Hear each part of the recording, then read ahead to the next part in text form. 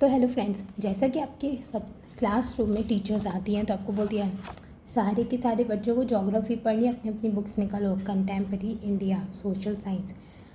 अब उस टाइम पे मैं अपनी बुक लाना तो भूल गई थी, तो मुझे तो बहुत ही ज़्यादा मार पड़ी थी और साथ में मुझे क्लास से बाहर भी निकाल दिया। फिर मैंने सोचा कि यार अगर स्कूल्स होते ही नहीं तो कितने मज़ा आते, मतलब बुक निकाल दिया तो मैं बाहर क्लासरूम से फिर मस्त बैठ के आसमान को देखो, अपने फ्रेंड्स के साथ उसको चिढ़ाओ, बातें करो। खैर ये तो हमें वीडियो में नहीं सिखाना है, ऐसी हरकत आपके साथ नहीं हो। तो उससे बचने के लिए आपको अपनी पढ़ाई को बहुत अच्छे से करनी चाहिए और उसकी केयरिंग भी करनी चाहिए। तो यहाँ पे मैं आपको बताऊँगी टिप्स एंड ट्रिक्स पढ़ाई से रिलेटेड, जो बहुत ही ज़्यादा हेल्पफुल रहेगी और साथ में लर्निंग भी अच्छे से होगी और नॉलेज भी अच्छी बढ़ेगी। सबसे पहले तो जो आपका सब्जेक्ट है, मैथ्स हो गया, एसएसटी हो गया, हिंदी हो गया, ज्योग्राफी हो गया, साइंस हो गया, इंग्लिश हो गया, जीके हो गया, इसमें से मैं सब्जेक्ट लेती हूँ बस पहला सब्जेक्ट, वो है ज्योग्राफी। ज्योग्राफी को पढ़ने के लिए मुझे ग्लोबल लैब तो लाना नहीं पड़ेगा, ना ही नेट की ज़रूरत होगी, क्योंकि पढ़ाती तो हमारी टीचर्स ही हैं बहुत अच्छे से, क्योंकि उनको नॉलेज भी होती है और साथ में काफ़ी ज्ञान भी होता है। तो अब टीचर को मैच करते हुए तो हम अपना ज्ञान नहीं बढ़ा सकते और ना ही इतना ज़्यादा आगे बढ़ सकते हैं। पर हाँ, अगर हम अपनी पढ़ाई में थोड़ा सा सुधार कर लें तो हमारी पढ़ाई बहुत ही ज़्यादा अच्छी होगी। तो चलो मैं आपको पहली ट्रिक बताती हूँ। तो यहाँ पे मेरे पास ज्योग्राफी की बुक है। इस एग्जाम्पल के लिए ये क्लास 10 के कंटेम्प्रेरी इंडिया। अब इसका जो पहला चैप्टर है, अपनी बुक को पहले तो ऐसे अच्छी तरीके से खोलो। वाह कितना अच्छा पेज है इसका, कंटेम्प्रेरी इंडिया क्लास 10 की है। फिर इसका टीचर हमें, चलो तो मैं आपको पढ़ाती हूँ इसका first chapter, resources and development. अब रिसोर्सेज एंड डेवलपमेंट तो बहुत ही इंटरेस्टिंग सब्जेक्ट लग रहा है कि नहीं। रिसोर्सेज, डेवलपमेंट, कितनी नई नई चीज़ें हैं। शुरू में आपकी जो टीचर्स होती हैं, आपको पढ़ाती है रिसोर्सेज एंड डेवलपमेंट में, जैसे टीचर आपको पढ़ा रही है तो पहले तो आपसे फर्स्ट पेज से रीड कराएंगी बच्चों से, और फिर उसका मतलब उसी से पूछेंगी या फिर वो खुद ही बता देंगे कि इसका क्या मतलब है। लेकिन अब इसमें आपका क्या काम है वो मैं बताती हूँ। यहाँ पे जो रिसोर्सेज एंड डेवलपमेंट है, इसमें हमने सारी चीज़ें रीड करते गए। क्या है? Everything available in our environment which can be use to satisfy our needs provided. Everything available. कई बार क्या होता है कि रीडिंग करते टाइम हम काफ़ी, हमारी इंग्लिश जो है थोड़ा अटक जाती है। Everything available in our environment, ये तुम क्या पढ़ लो, क्या तुम्हें पढ़ना नहीं आता है? अवेलेबल नहीं होता है, it's available in our environment which can be use to satisfy our needs. अब इस पहली दो लाइन्स का क्या मतलब था कि जो भी चीज़ें हमारी एनवायरनमेंट में होती हैं वो सारी चीज़ें हमें हेल्प कराती हैं।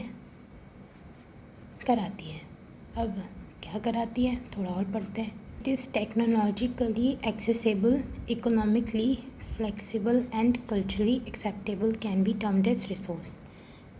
अब मुझे इसमें ये बात समझ नहीं है कि टेक्नोलॉजिकली का क्या मतलब होता है और एक्सेसिबिली का मतलब क्या होता है। तो इसमें आपको क्या ज़रूरत पड़ती है? डिक्शनरी।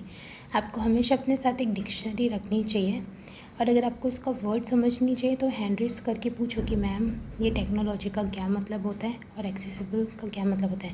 वैसे टीचर्स इतना डिटेल में बिल्कुल नहीं जाते हैं, वो सीधे सीधे समझा देते हैं क्या है। तो इसके लिए आपको क्या करना है, अब आपको यहाँ पे क्या प्रॉब्लम आ रही है कि आपको पैराग्राफ तो हैं पढ़ने के लिए, लेकिन इसके वर्ड मीनिंग समझ नहीं आ रही कि क्या लिखा हुआ है। तब आपको क्या करना है कि डिक्शनरी अपने साथ रहनी है। पॉकेट डिक्शनरी आप ले सकते हो, क्योंकि फ़ोन तो बिल्कुल भी चलते हैं नहीं, है ना। तो जो वर्ड आपको समझ में नहीं आ रहा है उसको आप अंडरलाइन कर लो पेन से, नहीं तो आप पेंसिल से भी कर सकते हो। तो यहाँ पे मुझे टेक्नोलॉजिकली का मतलब समझ नहीं आया, तब आप इसको मार्क कर लो और इधर स्टार बना दो। इससे क्या होगा कि आप बाद में इसका वर्ड मीनिंग जान सकते हो। जब आप घर पे पढ़ाई करो इसको, तब अपनी डिक्शनरी निकालो, नहीं तो आप गूगल निकालो, उस पर निकाल के आप कर सकते हो। तो हमारी पहली टिप हो गई। दूसरी टिप, पेजेस को आप मोड़ते हो। टीचर ने आपको ये पेज पढ़ा दिया, ये वाला पेज पढ़ा दिया, उस टाइम पे आप अपने फ्रेंड से बात करने लगे, अरे तुझे पता है कि आज मेरी फ्रेंड का बर्थडे है और मैंने उसके लिए ना एक कार्ड भी बनाया था, लेकिन उसने ना कार्ड के लिए मना कर दिया, वो मुझे बोली थी उसको चॉकलेट चाहिए, और तभी टीचर आपको चॉक फेंक के मुँह पे मारती है। क्या तुम्हारा पढ़ाई पे बिल्कुल भी ध्यान नहीं है? तुम्हें समझ नहीं आ रही कि मैं तुम्हें क्या कह रही हूँ? मैंने अभी कहाँ पढ़ा था तुम मुझे बताओ। अब उस टाइम पे आपको आएगी प्रॉब्लम। तब आपको क्या करना है, आपका जो पेन होता है आप उसका इस्तेमाल कर सकते हो। आप बस सिंपल से अपना पेन ले लो फिर ये जहाँ पे टीचर ने पढ़ाई रीडिंग करवा दी है, जैसे यहाँ तक रीडिंग करवा दी है और आपको बोला कि आप बताओ कि कहाँ से पढ़ना है, तो आप अपना पेन, आपका जो दोस्त है वो रख देगा कि यहाँ पे है, तो बस आप यहीं से फिर रीड करना चालू कर दो। डांट तो आपने खा ली है, लेकिन आप पढ़ने से बच जाओगे। और दूसरा, टीचर आपको पहले बात तो इसकी चीज़ के लिए डांटेंगी कि पढ़ने ही नहीं देंगे और तुम्हें क्लास से बाहर निकाल देंगे, ऐसा होगा। पर अगर तुम्हारी टीचर अच्छी हुई तो तुम्हें रीडिंग करने के लिए भी देंगी। तो अपना पेन जो है वो यहाँ पे रख देना कॉपी के ऊपर। तुम्हारा दोस्त से पूछना, अरे भाई ये कहाँ पे टीचर पढ़ा रही थी बताओ, तो अपना पेन लो और फिर उसको ऐसे यहाँ पे रख दो कि यहाँ से है, और अपनी रीडिंग चालू कर दो। हो गया टिप 2।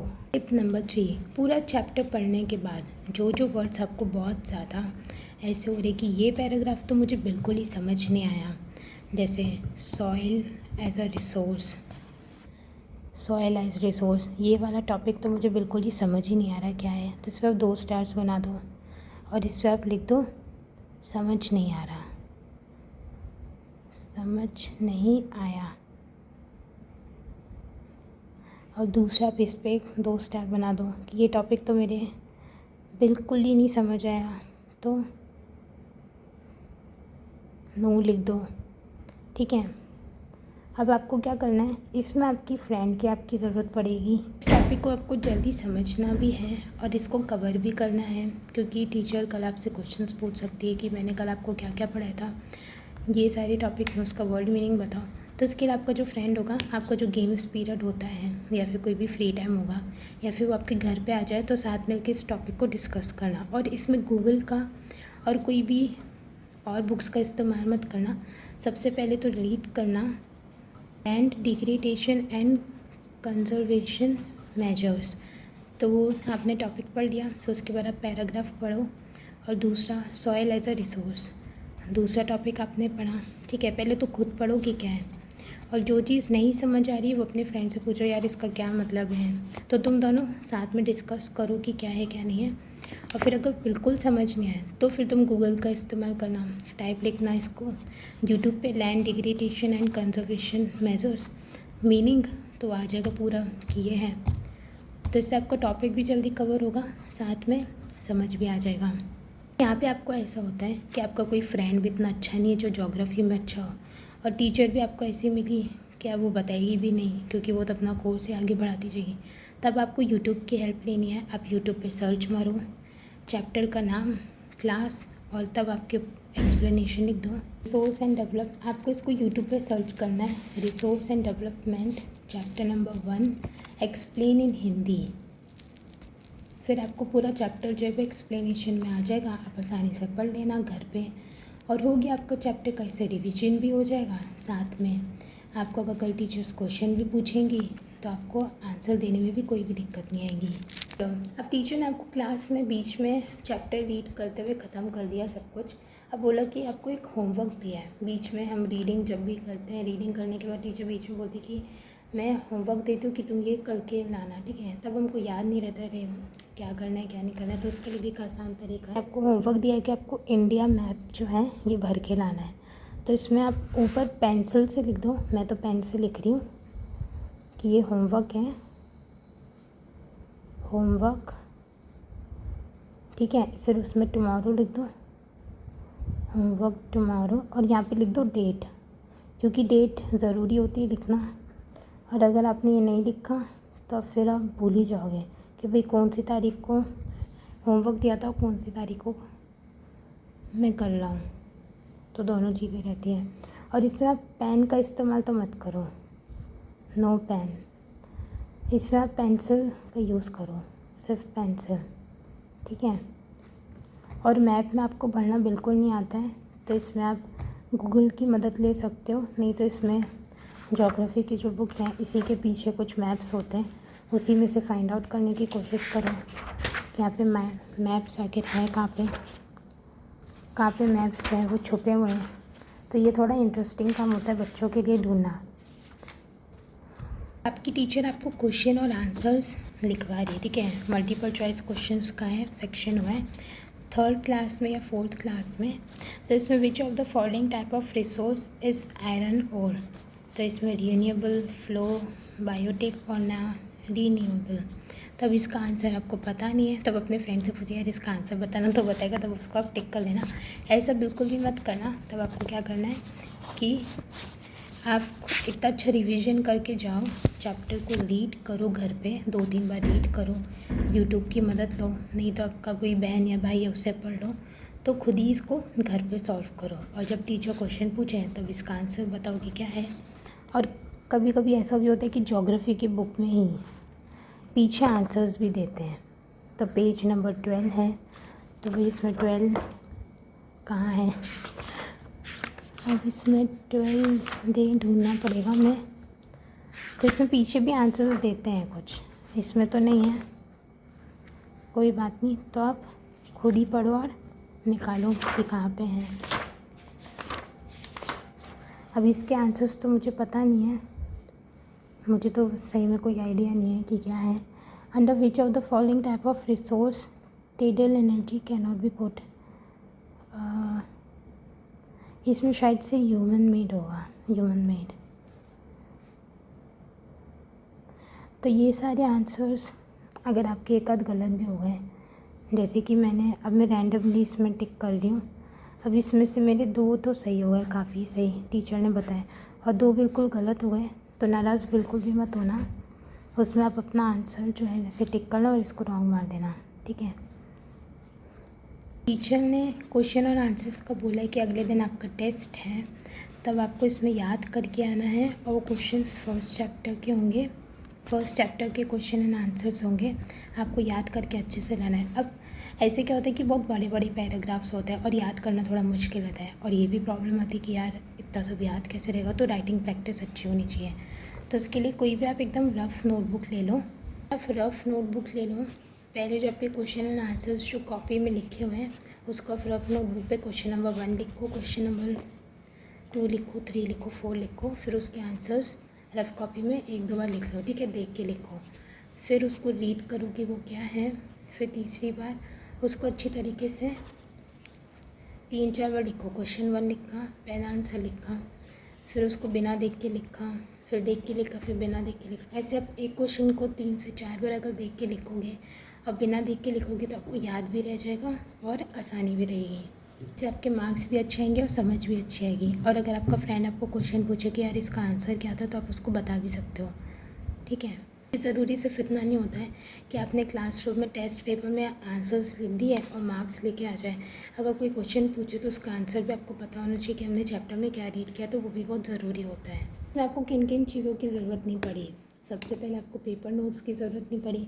अब जो पेपर नोट्स होते हैं वो रिमाइंडर के लिए होते हैं कि आपका कल टेस्ट है, आपको कल ये वाला होमवर्क करना है, तो उससे बचने के लिए आपने अपनी बुक में ही लिख लिया पेंसिल से।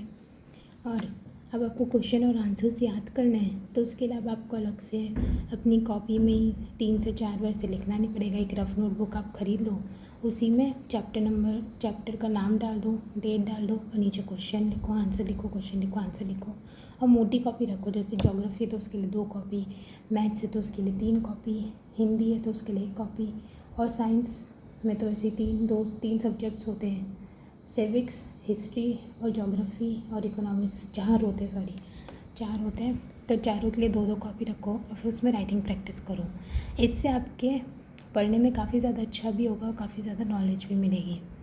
और हाँ, एक और बात, जैसे टीचर आपको क्लासरूम में पढ़ा रही है कि ये चैप्टर में पूरा लिखा हुआ है, तो उसको निपटाने के लिए क्लासरूम में मत पढ़ो कि बस मुझे अपने मार्क्स अच्छे लाने हैं, अपने टॉप करना है, वो सब चीज़ों के लिए नहीं। एक अच्छी नॉलेज के लिए भी, इससे आपके जो खुद के थॉट्स होंगे वो भी डेवलप होंगे कि आप इसके बारे में और क्या सोचते हो, तो उसको भी घर जाके लिखो उस सब्जेक्ट के बारे में।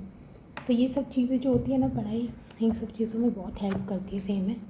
सिर्फ बुक्स डिग्री के लिए या नाम के लिए नहीं होती है, इससे काफ़ी कुछ अच्छी चीज़ें भी वो कहते हैं ना, प्रॉब्लम को सॉल्यूशंस हमें मिलता है जो हम अपने आसपास भी देखते हैं, तो वही चीज़ हमें बुक्स में मिलती है। इसलिए पढ़ाई लिखाई बहुत ही ज़्यादा ज़रूरी होती है, करनी चाहिए।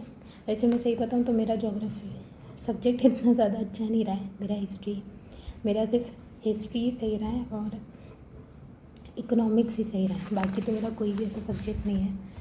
बाकी जो दूसरा सब्जेक्ट है इंग्लिश, वो भी राइटिंग में चलो ठीक ठाक था, हिंदी में भी एक मिनट, मैं अपनी बातें क्यों लेके बैठ गई? चीज़ें तो आपको सुधारनी है। तो ये वीडियो सिर्फ आप बच्चों के लिए थी, तो आप इन चीज़ों का ध्यान रखना और करना अपनी पढ़ाई एकदम अच्छी तरीके से है। तो क्लास में फिर आपको सब बोलेंगे क्या बातें बहुत अच्छे से पढ़ाई की है।